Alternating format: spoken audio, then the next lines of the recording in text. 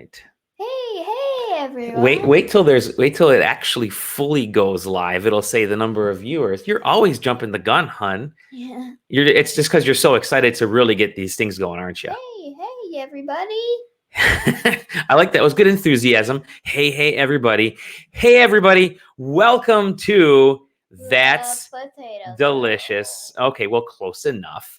I am, as usual, I still am Dolly Demovsky. Joining me, the wonderful, the lovely, the co-host of co-hosts, Eliana Demovsky, a.k.a.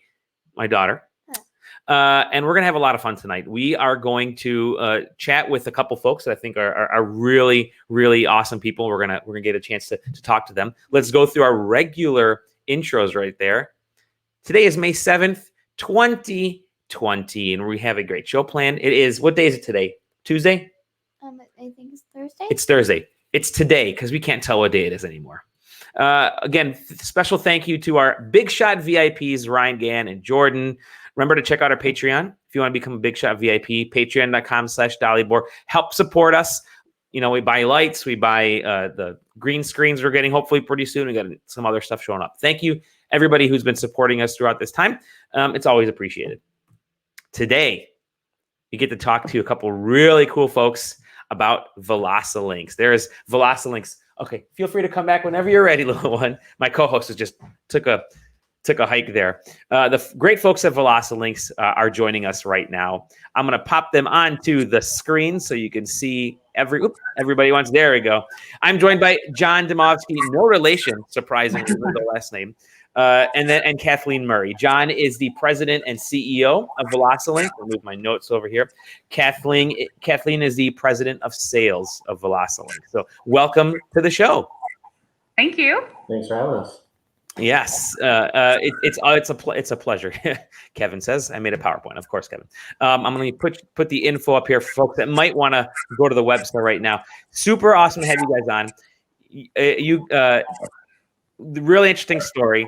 We were chatting. I was chatting online, and I saw kind of give you guys a heads up as to how this all started. And I saw a post from a relative of mine. And she said, "Oh, check out my, this cool product from my husband's company, Velocilinx." I'm like, "What's this?" Click around a little bit. I'm thinking, Velocilinx gamer equipment. It's a match made in heaven. So we got in touch. John and I got in touch. We kind of explained what the company's about, and I got to tell you, I'm really enjoying your guys' story. I decided let's have them on. So, John, why don't you give us a little background on the company and kind of how you guys started, then we'll take it from there. Sure. Well, first, I guess I should probably give special thanks to that beautiful wife of mine. That post, because she's always trying to promote the brand and the company, which is what connected us with you. Mm-hmm. So the company's actually got a pretty cool history. I've been involved with the company for, I want to say almost 8 years now. Okay. And it was previously owned by a good friend of mine and his family. They went through some succession planning issues, and his dad had some health complications. And as part of that planning process, they decided they wanted to sell the company, and that's where I came in. Mm-hmm. And so, long story short, we sold the company to a strategic supplier that was selling primarily wire, cable, computer peripherals, Ethernet cables, things of that nature, to the business. He purchased the company under one condition. He said, "I'll buy the company if you stay on to run the company." So I did, and I was quickly tasked with changing quite a bit. Sure. And my first big initiative and my first big success was hiring Kathleen. Of course. And really, that was my secret sauce. I said, I'm gonna hire someone great, and I'm gonna work with them to build an awesome team, an awesome culture, an awesome environment, and we're going to rebrand, and we're going to come up with a new strategy, something that's more today. Sure. And that's kind of where the gaming piece came in, and Velocilinx came in, and that's really where Kath can share some more insight. Yeah, please, Kath, why don't you kind of let us know about the whole gaming aspect of this? Oops, sorry about that. I kind of muted you for a second there. My fault. That's okay. as John mentioned, when I came on board, we had discussed expanding beyond just the data communication, wire and cable business. And my background was always retail and branding. And after a lot of conversations, we decided that we were going to develop a brand that not only was branching outside of the the core competencies that titanium technologies or Winlong in the past had for 30 some years. We wanted to do something that could give back to the community that really did more than just throwing another brand into the market. And so we studied the market, we studied the industry, the consumer electronics industry in general, and we looked at some key areas that were of interest to us. And one of those categories was gaming. And as I studied that industry for about, I'd say, a year or two, what really stood out was two things for me personally. One was the lack of representation. Female gaming was a big issue for me. The more and more I studied the gaming industry, the more I realized that there was a definite need for a female touch in the gaming industry. And in my position, I felt that I had a possibility to affect change. And as I'm sure you're aware, there's that whole side of female gaming is an area that doesn't get a lot of attention, and particularly on the manufacturing side, I saw that there were a lot of products that were targeted towards the male demographic. A lot of all black color keyboards and designs on it, whether it's snakes, scorpions, dragons. It was very much targeted towards like I said, a teenage boy sort of demographic. So I started to conduct female-centered focus groups and really trying to understand the needs of female gamers and to get a better handle on what they wanted and if they were pleased with what's in the industry. And it was overwhelming when I got back, and not only opening my eyes to the industry in general, but with a lot of issues on in that side. But it really showed me that the females are in gaming want other options, but the manufacturers were really not listening to their needs. So I saw that as an opportunity to bring products to the market. So for example, during our focus groups, a lot of the female gamers complained about the fact that, they're forced to buy products that were targeted towards male gamers. And that the only time manufacturers put products into the market that are targeted toward females, they're usually pink or, have bunny ears on them or hello ears. Yeah, or cat ears. And I'm sure certainly there's a number of women that may like that, but I've yet to meet one that did. So at least the women that I met with are more they like to, as they told me, they like to shoot stuff up and they're more of the Lara Croft, Tomb Raider. They like to kill things. They don't want to have bunny ears on headsets or Hello Kitty style. So I really saw that as not only an opportunity for us to,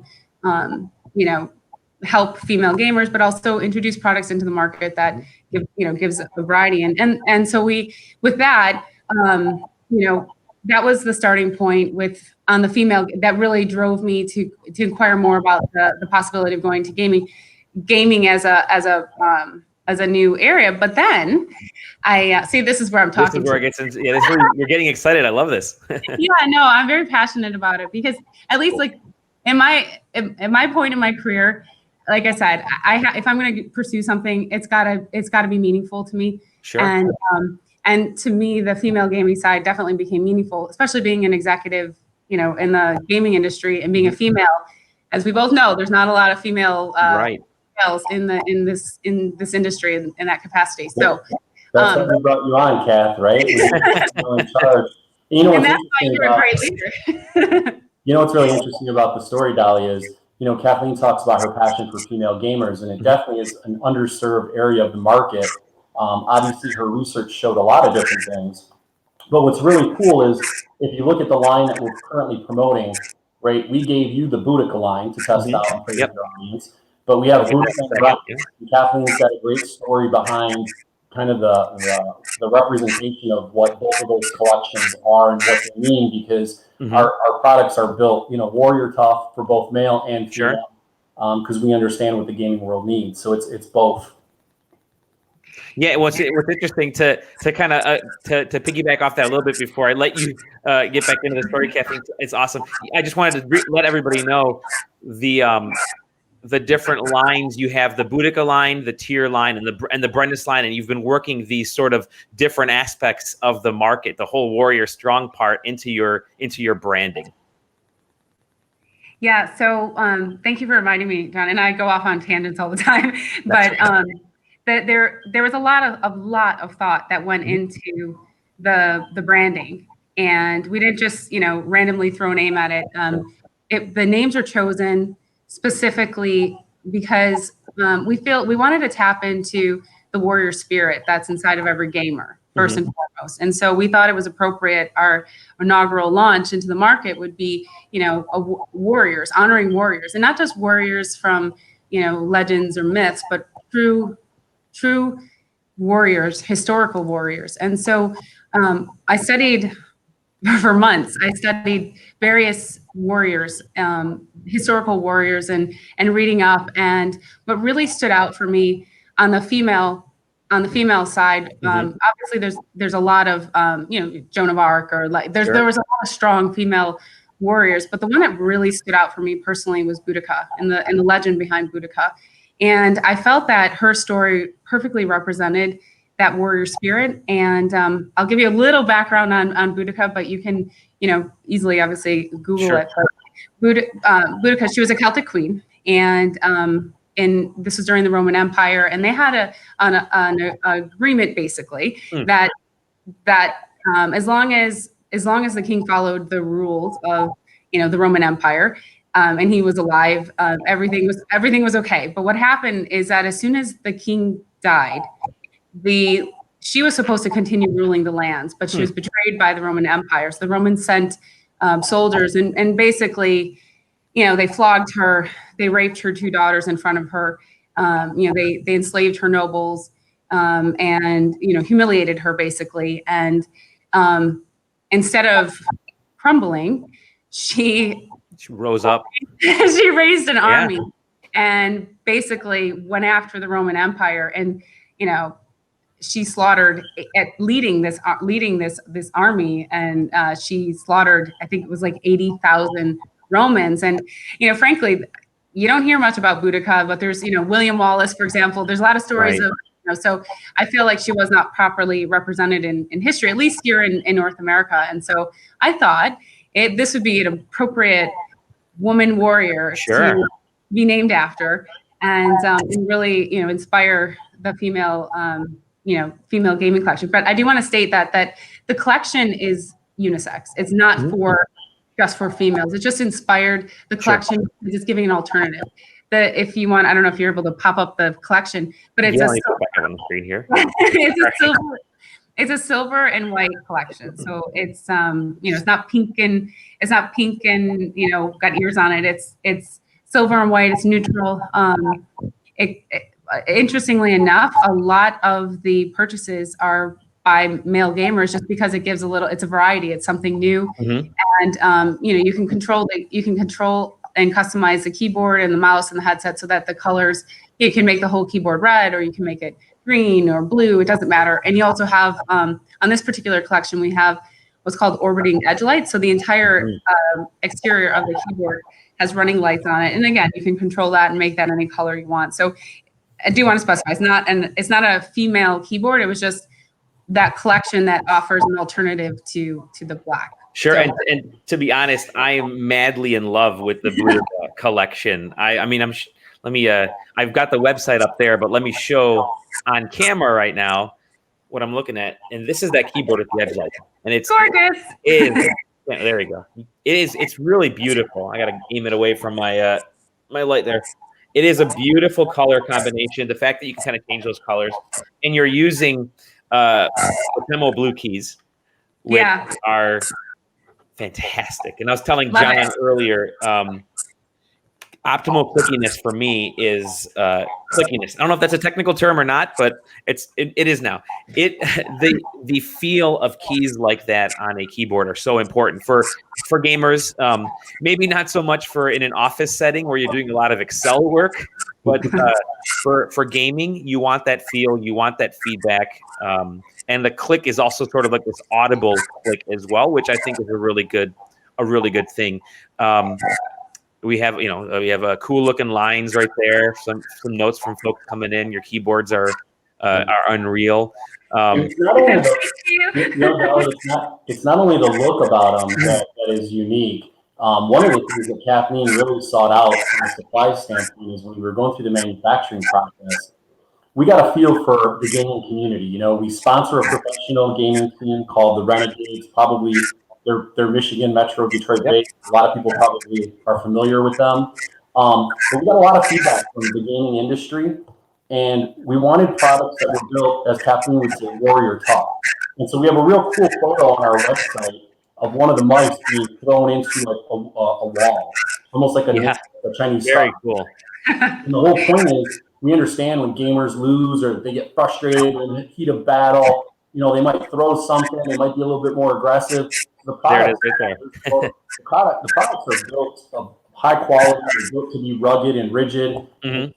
So that's the other part of the line that's, I think, important. I mean, yeah, they look cool, but they have great functionality. They've got the mechanical switches. The headsets are 7-1, and again, they're built gamer tough, is what we like to say. Yeah, before we even allowed any of the products to come into the market, we subjected our products to rigorous testing, such as throwing it off the top of roofs. We took our headsets, and we know how gamers are emotional. And we know they get frustrated, and the first thing that usually happens is the mouse gets thrown or the headsets get ripped off and thrown when they're not happy. So, in addition to throwing things, which is represented by the mouse in the wall, if you take our headset, they're the dual band.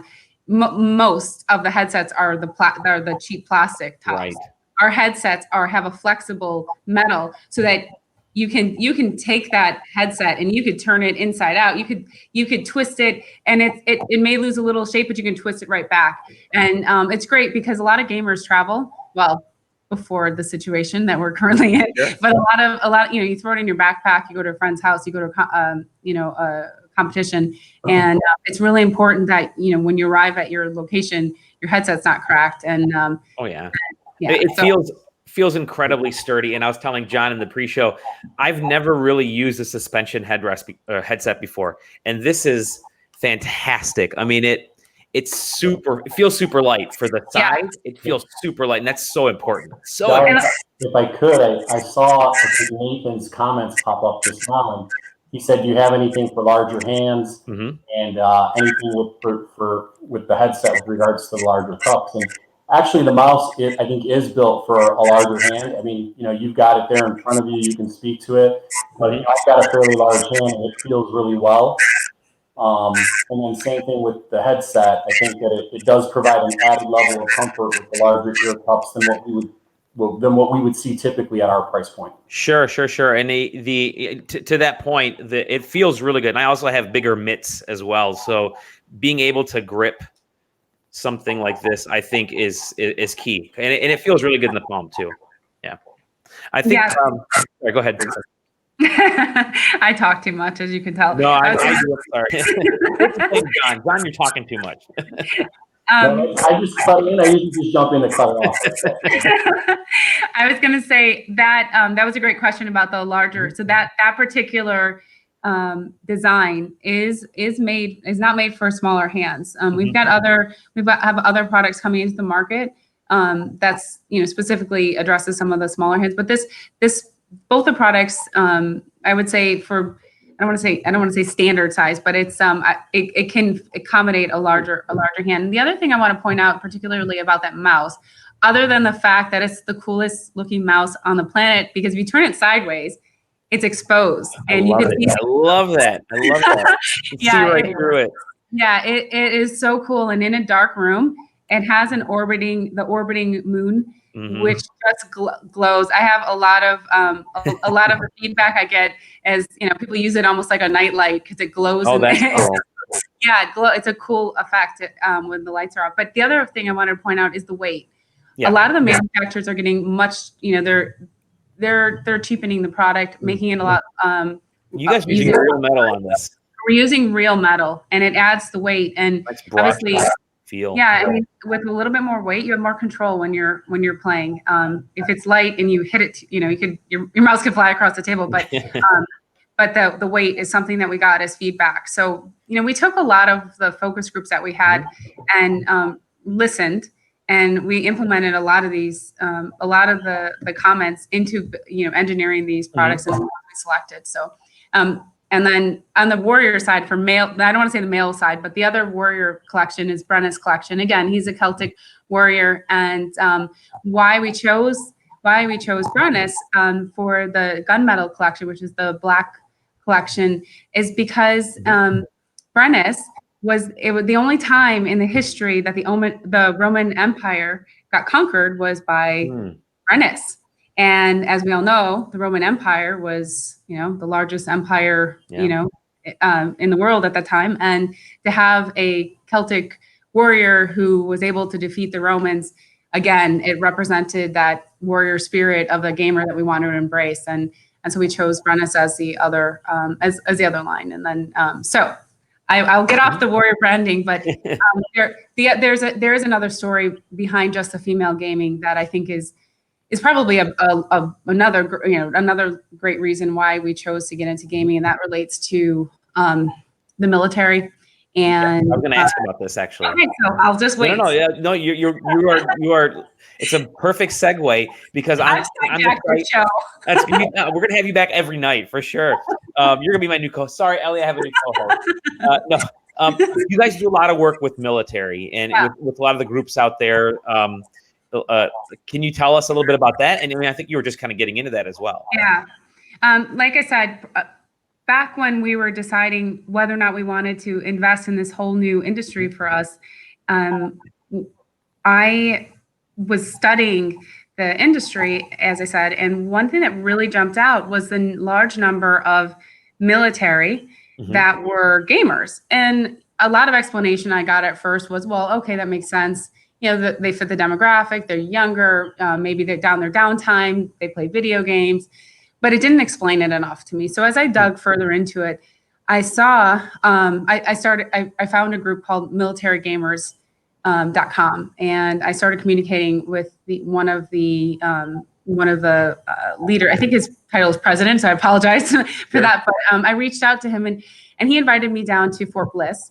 And I participated in an event that they were hosting there. And during that time, I was able to conduct military focus groups as part of that event. And I had the amazing opportunity to really learn a lot about why there's such a high percentage of military. What I found is that the gaming is therapeutic. Gaming is a way that a lot of veterans and military help to cope with post-traumatic stress disorder. And it's something that the military is promoting, not only just by word of mouth and through groups like militarygamers.com, but even on base. For example, Fort Bliss, instead of, they're promoting gaming on the base on the weekends, as opposed to a lot of the soldiers going off base and maybe drinking and having problems outside. They're really promoting it as an activity on base. And as I studied and worked closer with militarygamers.com, I was introduced to a group. I think you just scrolled through and Stack Up. Stack Up. Yeah. And so we quickly learned that gaming is therapy. Gaming is a way for a lot of vets to help cope with a lot of the anxiety issues that they have. It helps with the transition from military life, transitioning back to civilian life. And what really prompted me to get into gaming was the fact that gaming can help with the 22 stat, the 22 statistic, which for anyone watching who doesn't know what that is, that's 22 veterans commit suicide per day. Think about that. That's almost one an hour. It's terrifying. And when I learned that gaming is a way to help cope with post-traumatic stress disorder, it was very easy for me to realize the connection that we can actually, John and I are in a position to impact change and do something about it. So it became more than just we just want to get into a new industry. We chose this industry because we can actually impact change and help veterans. We can impact change for female gamers, and we chose this because it just made sense, and it meets with our mission statement, which is giving back and helping the human condition, which is part of it. Really looks like it gives you guys focus instead of just creating cool products. You guys are actually focused towards, hey, we want to serve this line. This is the market that we really want to go for. That's great. Exactly. And we conducted a charity event in December where we had we invited veterans, anyone in the military, first responders, police, fire, EMS. There's also a large connection, just like in the military with post-traumatic stress disorder, the same issues impact first responders. And so we wanted to bring awareness to how gaming and promoting gaming as a way and a means to help with post-traumatic stress disorder. So we had the event in Birmingham and Michigan in December. And John can talk more about that event, but the campaign is called Healing Invisible Wounds. And really that makes the point that, a lot of veterans come back and they have, physical wounds that people can see, but it's really these invisible wounds that, are, a lot of the military are coping with, and even the first responders, they're coping with and, quietly suffering. And, we're just trying to bring awareness that, gaming is a way to help with that. And also a lot of the spouses of, the veterans, to show that, yes, it's okay that your spouse wants to play video games. Right. 10 hours at night. It's actually therapeutic, and it's better than turning to alcoholism or committing suicide or, turning to other darker means. So we really, it was a wake up call awareness that gaming is therapeutic. And I'm talking too much, so Doug. No, you're right. This is perfect. This is great. And you lead right into. I just had a couple more questions, which is perfect. You're leading right into what one thing I was going to ask was where you guys see this Velocilinx, the brand, going in the future. You started with looking at kind of these different markets, right? And how you can help people, how you can kind of focus more design on the female gamer. How is your brand going to evolve going forward? So let me start, Kathleen, and I'll flip it to you. I think, Kathleen touched on a lot of points about our company and our mission, and that's really the founding principle and pillars of our roadmap for future products. Sure. And so obviously we have a gaming line, which is what we're discussing now. One of the things that we recently kind of released into the market is a new product in our medtech. It's in medtech too, right? Medtech group. And that's a UV-based wand that kills bacteria and viruses, which is obviously important for the times that we're dealing with now. And then the other categories are audio and other consumer electronics, sound share. We have some real cool devices if you looked at our website. Definitely. I've scrolled through there for sure. But we'll be glad to send you some more samples. But I think a lot of the things when we talk as a management team about that future roadmap and where we're heading, it's all about enhancing that consumer experience through technology. And that's something that Kathleen, again, can speak about because she's been passionate about it.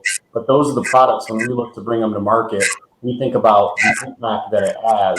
So we're not only doing things from the side of, charity events and donating to Beaumont Hospital and helping first responders and people with PTSD, but we think about the impact our products has on people.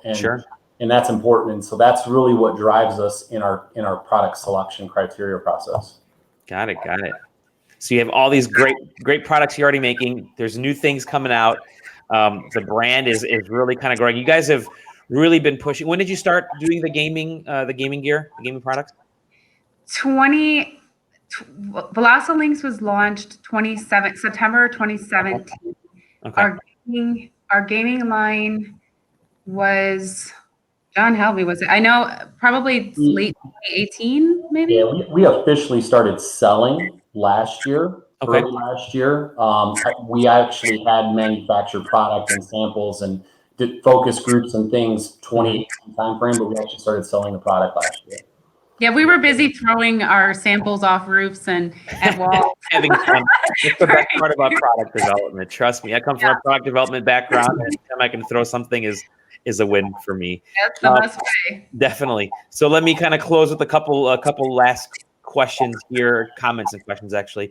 So one thing that I've really kind of liked about the products is that you guys are definitely consumer focused. It's about that connection to products like this, and you're not necessarily looking to break the bank because you want to get these in the hands and ears of more people to really kind of up their game. And one of the interesting things is the Blue Otomo keys are great. The headset is fantastic. The mouse feels really well. You're using these nice, strong materials. It's going to last for a long time. It's not like my cheapo mouse that I got from work, which I think they maybe spent $4 on. These are actual products. They're meant to last. And so, looking from that aspect, I think the quality of these is seems to surpass really that sort of that. I don't want to say the price point, but it really enhances the experience of sort of the markets that you're looking at. So kudos to you guys on that. I think they're great. And like I said, I told John in the pre-show, my daughter's going to be running off with these. She keeps trying to steal them while I'm in the middle of gaming sessions. But sort of last but not least, we do have a couple questions from folks in the audience. One person, Nathan, who's obviously been really enjoying this. He's, obviously you guys have new products that you're working on. You can't, tell us everything because there's some company secrets out there. But, some of the things that we see are people are spoiled on products like, they have hot swap buttons, or in his case, are there any changes in audio beyond these headsets? How far in advance you guys work on products before they typically hit the market, and how much of this and the consumer input do you guys take in? Do you want me to answer, John? Sure. Okay. To answer that specific question, you can assure, was it Nathan that asked the question? We absolutely have a product in our roadmap, which you can be looking forward to later this year. Okay.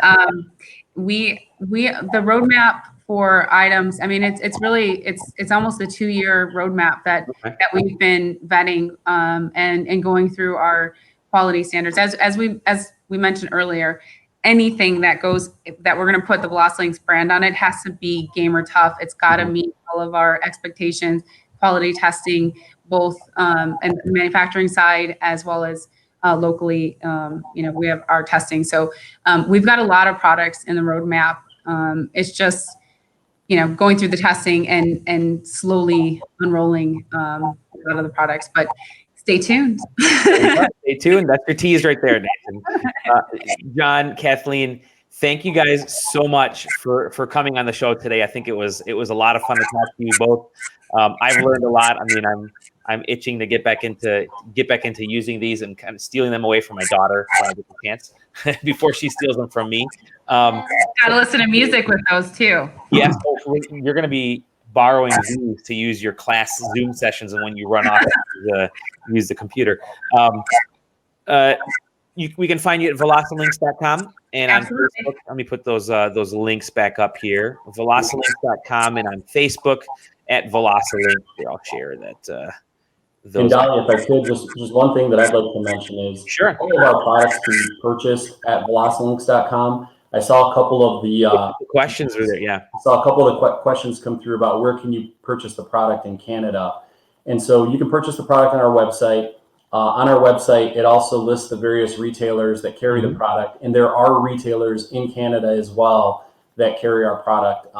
The one that comes to mind is Staples Canada, Newegg Canada, but there are a variety. I want to say Walmart Canada. So yeah, check the website, and the products are out there, both U.S. and Canada. Terrific. So thank you guys so much. I've got a little bug on my shoulder here that wants to jump in and start doing her thing. We look forward to hearing more from you, and we will talk again very soon. Appreciate Thank you. Take care. Thank you. Bye. Bye-bye. Bye.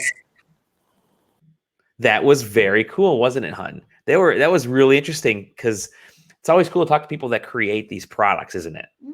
Yes, it totally is. It totally is. So I think, again, you guys can check them out at velocilinx.com or at Facebook, Velocilinx. Thank you again to John and Kathleen and the team for sending over the gear, which I've been using quite a bit. And I was telling Eliana when she went to bed the other night that I had the lights off in the room and I was kind of cleaning everything and everything was plugged in and there was this beautiful glow that was coming out of the room. It was so cool to see. I mean, the lights are great. The LEDs are awesome. And I'm really enjoying the look and feel of these. But guess what? It's time for Eliana's joke of the day. Here's your joke machine there. Ladies and gentlemen, Eliana's joke of the day. Did you hear about the truck driver who got a flat tire? Did I hear about the truck driver who got a flat tire? No, I did not. It was a really bad time. It was a really bad time. Oh my goodness. Like father, like daughter, apparently, because she gets all her bad dad jokes from me. This has been Eliana's joke of the day, and this has been That's Delicious. Again, thank you very much to John and Kathleen over at Velocilinx. Check them out. Thank you for donating the things here. We're really enjoying them, and we will see you all on the next episode on Sunday because we're on that Sunday to Wednesday, unless we do something special like we did today. So see you all on the next episode of That's the Potato Show. Not the Potato Show. It's That's Delicious. We love you. Take care, everybody. Bye. Bye.